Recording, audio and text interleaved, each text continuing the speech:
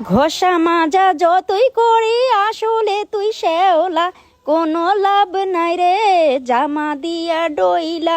শ্যাওলা শ্যাওলা শ্যাওলা তুই আসলেই তো শ্যাওলা। সো হ্যালো এভরিওয়ান, আসসালামু আলাইকুম। আশা করি সবাই ভালো আছেন। আলহামদুলিল্লাহ, আপনাদের দোয়া ও ভালোবাসায় আমিও ভালো আছি।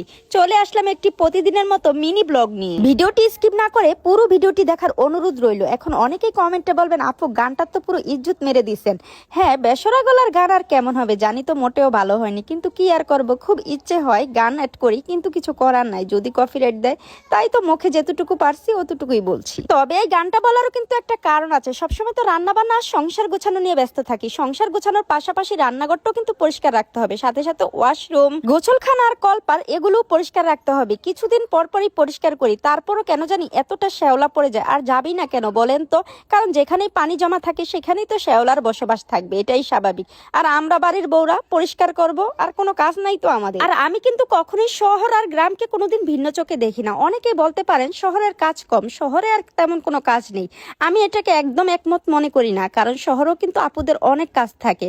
বেসিন আর রুম পরিষ্কার করতে করতে আপুদের জীবনটা পুরো তেনা তেনা হয়ে যায়। কারণ রুম করা থাকে টাইলস, আর টাইলস তো পুরো সাদা থাকে, অনেক সময় অনেক কালারেরও হয়ে থাকে টাইলস, তবে সেখানে একটু দাগ পড়া থাকলে অনেক খারাপ দেখায়। তাছাড়া শহরের আপুদের এক হাতে রান্না করা এবং বাচ্চা সামলানো এবং সংসার সামলানো খুবই কষ্টদায়ক হয়ে পড়ে। তবে গ্রামে বাড়তি কাজগুলো একটু বেশিই থাকে। যাদের কৃষি ফসল আছে তাদের যে কোন দিক দিয়ে রাত আর দিন কেটে যায় তারা বলতেই পারবে না। সকালে ভোরে ঘুম থেকে উঠি উজু করে নামাজটা পড়েই তারা রান্নার কাজে ব্যস্ত হয়ে পড়ে, কারণ মাটির চুলায় রান্না। তারা বেশিরভাগ দেখা যায় সকাল আর দুপুরে রান্নাটা একবারেই করে নেয়, বারবার করতে ভালো লাগে না। তবে যে যাই বলেন না কেন, আমার কাছে গ্রাম খুব ভালো লাগে। হয়তোবা অনেকে কমেন্টে বলবেন আপনি গ্রামে বসবাস করে অভ্যস্ত, তাই হয়তোবা আপনার কাছে গ্রামই ভালো লাগে। তবে সত্যি বলতে শহরের দালান কোঠার ভিতরে আমার কেন জানি দম বন্ধ হয়ে আসে। আমার কাছে মুক্ত পরিবেশ খুব বেশি ভালো লাগে। গ্রামের পরিবেশ মুক্ত একটা পরিবেশ, যেখানে হাঁস মুরগি কবুতর পাখির কিচিরমিচির শব্দ থাকবে, মনোমুগ্ধকর একটা পরিবেশ আমার কাছে কেন জানি খুবই ভালো লাগে। ভোর 5টা কি 6টা বাজে যখন ঘুম থেকে উঠে বাইরে বের হই, ঠান্ডা একটা বাতাস যখন শরীরে বসে, মনটাই ফ্রেশ হয়ে যায় ওই ঘুম থেকে উঠা পর্যন্তই। তারপরে নানান কাজে লেগে পড়ি, যেমন রাতের বাসি পানি ফালানো সকালবেলায়, তারপর থাল বাসন ধোয়া, ঘর ঝাড়ু দেওয়া, বাহিরের উঠান ঝাড়ু দেওয়া।